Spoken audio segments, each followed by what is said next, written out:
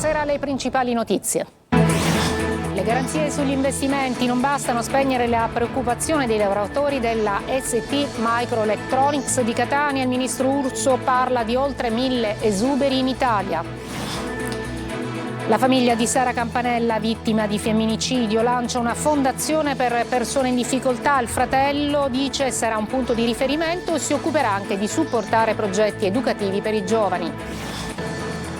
Dal sopralluogo allo scasso per rubare negli appartamenti. I carabinieri hanno arrestato una banda di rapinatori che entrava in azione nella provincia di Catania. Quelle telefonate moleste, primi passi per riportare ordine nei call center e nel telemarketing per evitare le truffe telefoniche. A Catania anche il centro storico invaso dai rifiuti, la rabbia delle strutture ricettive, utilizzare i 4 milioni della tassa di soggiorno per pulire la città. Etna, nuova attività stromboliana dai crateri di sud-est, il 7° evento in pochi giorni dopo la spettacolare eruzione cominciata a febbraio. A Catania in scena l'ultimo spettacolo di Roberto Lipari e la scusa per restare in Sicilia. Il comico palermitano ha in cantiere anche un libro e un film.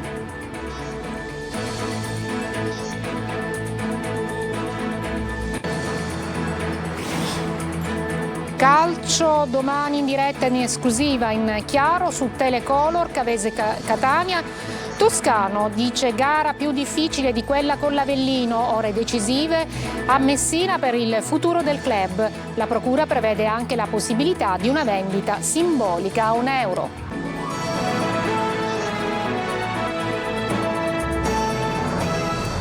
Buonasera, eccoci. E dunque le garanzie sugli investimenti non bastano a spegnere le preoccupazioni dei dipendenti della ST Microelectronics di Catania. E intanto il ministro Urso parla di oltre 1000 esuberi in Italia per la multinazionale. Sentiamo Adelaide Barbagallo. Sugli esuberi annunciati dalla ST dopo l'incontro a Roma con i vertici della multinazionale e i sindacati, il ministro del Mimit, Adolfo Urso, cerca di stemperare le preoccupazioni dei lavoratori. Dei 2800 tagli del personale annunciati alla ST in Italia, tiene a precisare Urso, saranno poco più di 1000, un dato che non rassicura però gli oltre 5000 dipendenti del sito di Catania e nemmeno quelli di Agrate. Ma nello stabilimento etneo sono stati confermati gli investimenti, saranno di 2,6 miliardi. Non solo, ma nel sito siciliano Urso ha ribadito ci sarà anche un corposo investimento pubblico. Perché dunque si annunciano esuberi? I sindacati restano cauti e aspettano altre delucidazioni sul piano industriale. L'azienda specifica che i tagli al personale saranno dilazionati nel tempo e tutti a base volontaria. Ottimista il ministro che vede tutto in ottica pluriennale. Se si guardano i dati occupazionali che saranno sviluppati nel tempo quando questi investimenti diventeranno produttivi, è chiaro, dice, che l'obiettivo finale è di crescita per l'Italia. Insomma, invita a guardare non a quello che accadrà da qui al 2027, quindi ai tagli, ma allo sviluppo che daranno gli investimenti a partire dal 2030. Sta per nascere la Fondazione Sara Campanella, è stato il fratello Claudio a annunciarlo, vuole essere il punto di riferimento dell'impegno e dei valori della studentessa uccisa a Messina. Sentiamo Francesco Triolo. Quella aiuola sul viale Gazzi è già un simbolo, i tanti fiori, i messaggi lasciati rappresentano la testimonianza di quanto la morte di Sara Campanella abbia scosso tutti, il ricordo della studentessa, dei suoi valori, sogni, l'impegno che Sara incarnò durante la sua vita, adesso verranno portati avanti da una fondazione che la famiglia ha annunciato tramite il fratello Claudio creerà a breve. Sarà un punto di riferimento, ha detto, contro la violenza di genere, il femminicidio, per sostenere le persone in difficoltà, per supportare progetti educativi per la prevenzione e sensibilizzazione delle giovani generazioni a partire sin dalla scuola dell'infanzia, per contrastare stereotipi di genere e promuovere relazioni sane con iniziative concrete e progetti sul territorio, coinvolgendo gli adulti come genitori, operatori sanitari, insegnanti, forze dell'ordine e tutte le altre istituzioni. La donazione può essere effettuata attraverso un link sulla piattaforma GoFundMe in attesa dell'apertura della fondazione di un suo conto corrente. Intanto proseguono le indagini sull'omicidio, i carabinieri carabinieri hanno sequestrato telefonini, computer, pendrive sia nell'abitazione di Argentino che nel B&B della famiglia. Da questi verranno estratti quei dati che possono essere utili a ricostruire i contatti nell'immediatezza del femminicidio tra madre e figlio, oppure i colloqui tra l'omicida e la vittima per confermare e dimostrare gli atti persecutori di cui il ragazzo si sarebbe reso responsabile in questi 2 anni. Altre risposte poi si attendono dall'analisi del coltellino trovato a circa 150 metri di distanza dal luogo del delitto. Dallo scasso al sopralluogo per rubare negli appartamenti, i carabinieri hanno arrestato una banda di rapinatori che entrava in azione nella provincia di Catania. Sentiamo il servizio. Erano il terrore della provincia catanese per una serie di colpi messi a segno in vari comuni. Sono 4 le persone arrestate dai carabinieri della compagnia di Gravina di Catania che operavano a Belpasso, Gravina, San Giovanni La Punta, San Pietro Clarenza, Mascalucia, Trecastagni, Aci Sant'Antonio e Motta Sant'Anastasia. Un'attività fiorente che avrebbe fruttato loro migliaia di euro. A finire in carcere Roberto Caponetto di 42 anni e Biagio Luca Capone di 35. Arresti domiciliari con braccialetto elettronico invece per Francesco Provenzano di 31 anni e Alessandro Gino Costantino di 47. Il modus operandi era sempre lo stesso: sopralluogo accurato nelle zone delle case di interesse, individuazione di quello che sarebbe stato l'appartamento da derubare, scelto anche in base alla facilità di accesso, tipo balconi con porte e finestre.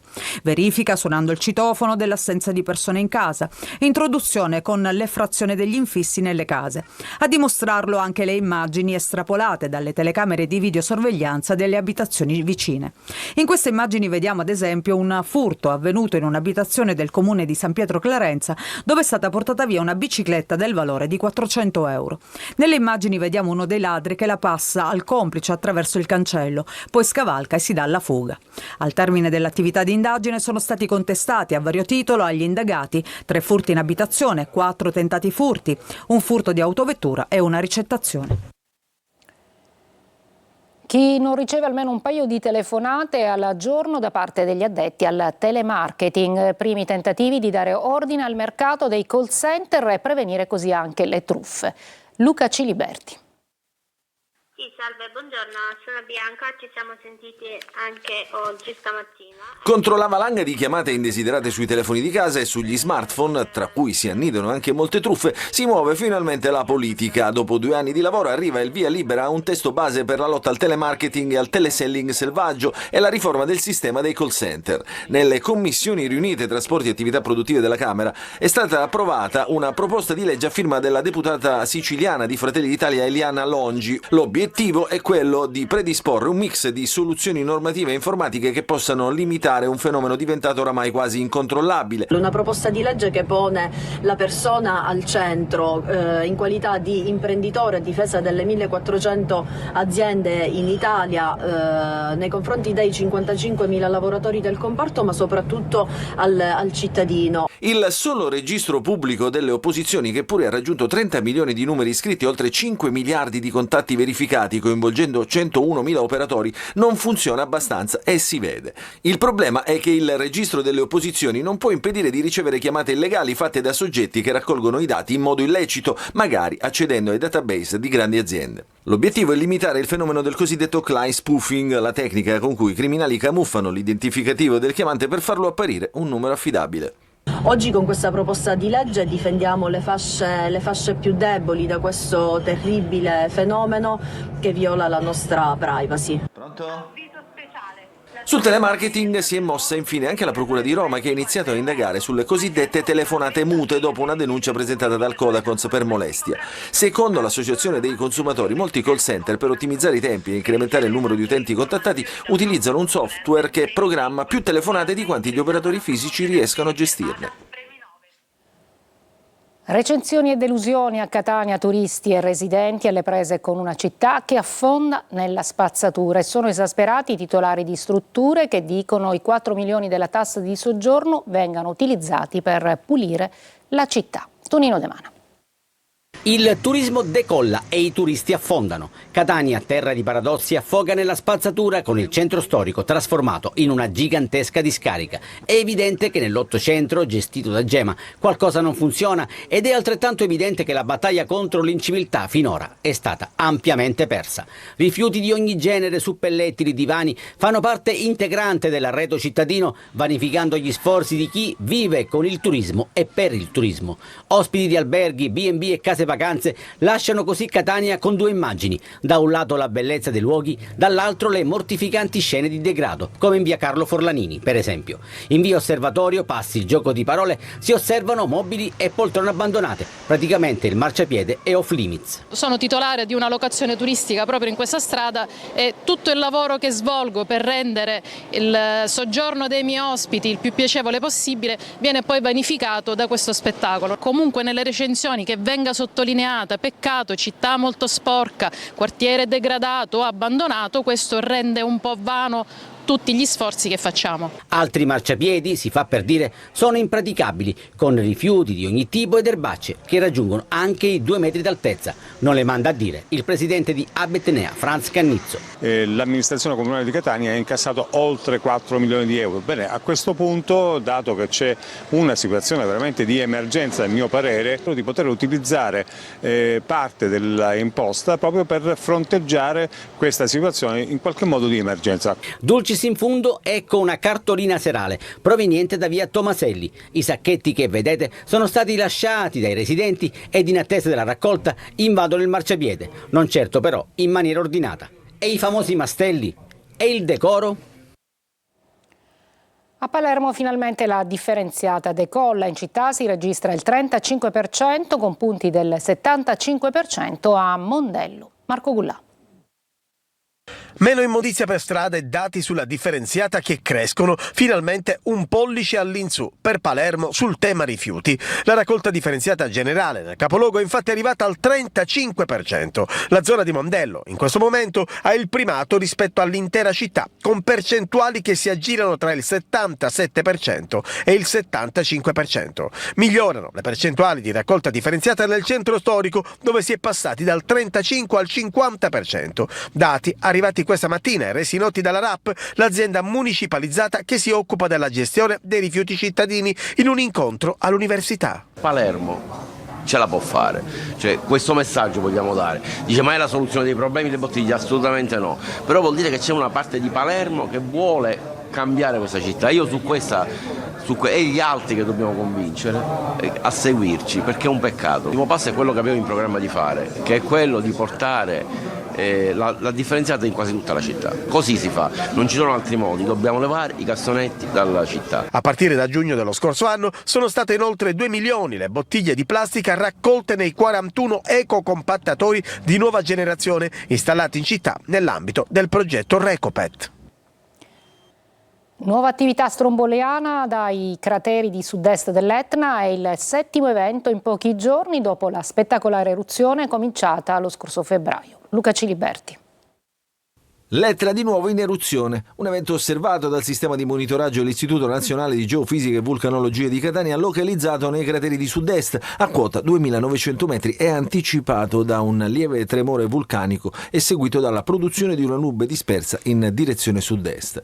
Un fenomeno che normalmente in questa fase si esaurisce in poche ore, così come conferma il direttore dell'INGV di Catania, Stefano Branca.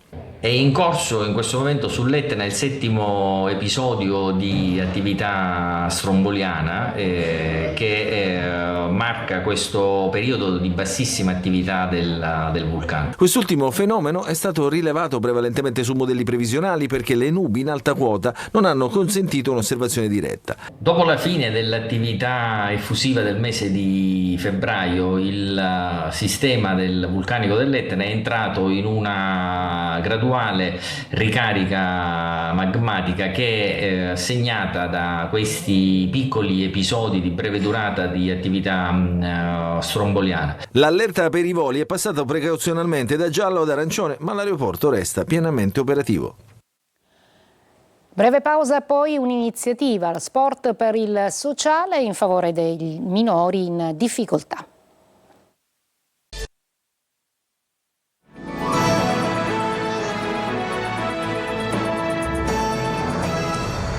Sport Libertà è il progetto promosso dalle associazioni sportive sociali italiane per i minorenni in condizioni di difficoltà. Orazio Longo. Opportunità di crescita e reinserimento sociale per giovani provenienti da contesti svantaggiati e socialmente complessi. È la mission di Sport e Libertà promosso dall'ASI, Associazioni Sportive Sociali Italiane, in collaborazione con diverse realtà della provincia di Catania, nell'ambito di un più ampio progetto ministeriale intitolato Sport di tutti carceri. Lo scopo è quello di sostenere lo sport e i suoi valori come strumento di inclusione. È un'iniziativa molto articolata che prevede interventi di natura sportiva, ma non solo, anche di natura ambientale, anche di natura formativa sotto vari aspetti, e che intende attraverso appunto questi percorsi recuperare da un punto di vista sociale tanti giovani che in questo momento appunto hanno intrapreso un percorso di vita sbagliato. 20 i ragazzi in difficoltà individuati dall'ufficio di servizio sociale per i minorenni che il 22 aprile inizieranno il progetto a Villa Muscatello. Tra le attività sportive il rugby, il karate, il tiro con l'arco e corsi di formazione fitness, educazione ambientale, teatro, musica. Sport come metafora della vita, dal rispetto delle regole degli altri al senso del limite, spiega il presidente del Tribunale dei minorenni di Catania, Roberto Di Bella. Da un'indagine Istat recente risulta che in certi quartieri come Librino, San Cristoforo, San Giovanni Calermo soltanto un ragazzo su 10 pratica attività sportive. È una tendenza che dobbiamo invertire assolutamente. Da qualche anno a questa parte c'è una rinnovata sensibilità sulla questione minorile, tutte le istituzioni coinvolte stanno muovendosi in sinergia, stiamo contrastando questo fenomeno che sostanzia una vera e propria bomba sociale in maniera decisa, ci sono dei segnali timidi di ripresa, io sono fiducioso. È partito da Catania l'ultimo spettacolo di Roberto Lipari, che sarà in tour in tutta Italia, ma sarà davvero l'ultimo? Lo abbiamo chiesto al comico palermitano e conduttore di Striscia la Notizia, Eva Spampinato. C'è tutta la comicità firmata Roberto Lipari, con la sua cifra stilistica, il sarcasmo, la disamina ironica e pungente dell'attualità sociale nell'ultimo spettacolo. Si chiama ultimo spettacolo, è veramente l'ultimo? Non lo so, sarete voi a sceglierlo. E così, attraverso questo suo forse ultimo spettacolo, il comico e regista palermitano guida il pubblico attraverso domande aperte e suggestioni personali che alimentano il ritmo della narrazione. Non è che vado a vedermi il Giro d'Italia e dico ma si può fare senza bicicletta? No, è la maratona, è un altro sport. Si alternano i registri linguistici, struttura teatrale e scrittura autobiografica per un racconto fuori dagli schemi della stand-up comedy. Perché così non diventerò mai schiavo di qualcosa. La sala Arpago del Gatto Blu di Catania ha ospitato l'inizio del tour e continuerà con le repliche fino a domenica 13 aprile. Poi si prosegue risalendo lo stivale. Parto proprio da Catania, poi finisco a Palermo, una scusa per restare a casa, in realtà restare in Sicilia. E dopo il teatro, per Lipari, torna il cinema e persino un libro. Si gira un film quest'estate, non vi dico nient'altro, e poi uscirà il mio libro dal 29 aprile e quindi pensate come è messa male l'editoria e la cinematografia di questo paese. Una breve pausa, poi il calcio. Domani il Catania affronterà la Cavese, invece sono ore cruciali per il futuro del Messina.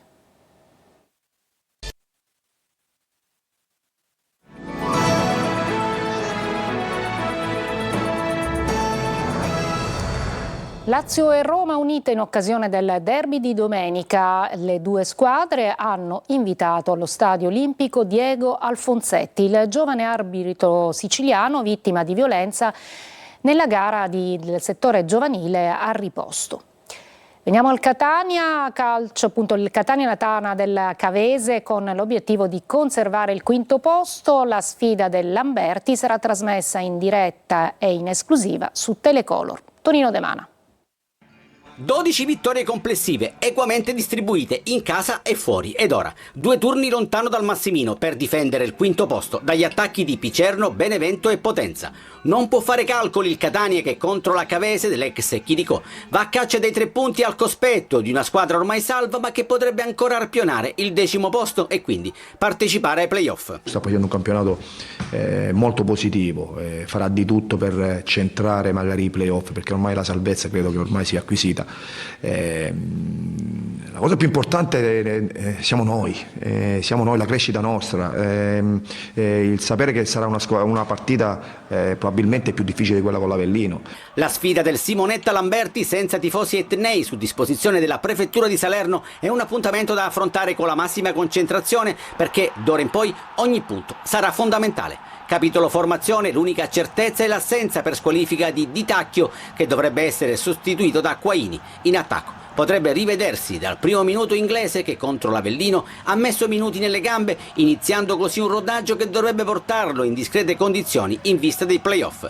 Out perché infortunati di lungo corso Beders, Guglielmotti e Luperini. Quest'ultimo è stato operato a Roma per un problema all'inguine. E scende in campo un'altra squadra, quella di Telecolor, che vi proporrà in chiaro ed in esclusiva la sfida tra Cavese e Catania. Appuntamento alle 14, quindi un'ora prima del fischio d'inizio, per una lunga diretta con interviste pre e post gara, l'analisi del match e l'imperdibile angolo social. La differita integrale della partita verrà invece mandata in onda lunedì alle 22:15 dopo corner.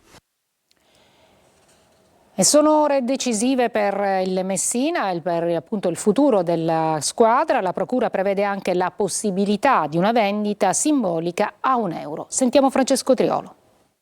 La Procura internazionale per la cessione dell'80% delle quote della CR Messina c'è, è arrivata poco dopo le 15 sul telefono cellulare del sindaco Federico Basile. Ad inviare la fotografia dell'atto è stato il presidente del Messina Stefano Alaimo. Adesso Basile ne sta verificando la completezza e la conformità ai parametri italiani con lo stesso studio notarile Magno che ha redatto l'atto di cessione. Una volta verificata l'eventuale conformità dell'atto, la palla passerà ai possibili acquirenti, le due cordate, quella del manager messinese che opera in America e una del Nord Italia, che nei giorni scorsi si erano presentati al sindaco. La procura conterrebbe anche la possibilità di una vendita simbolica ad €1.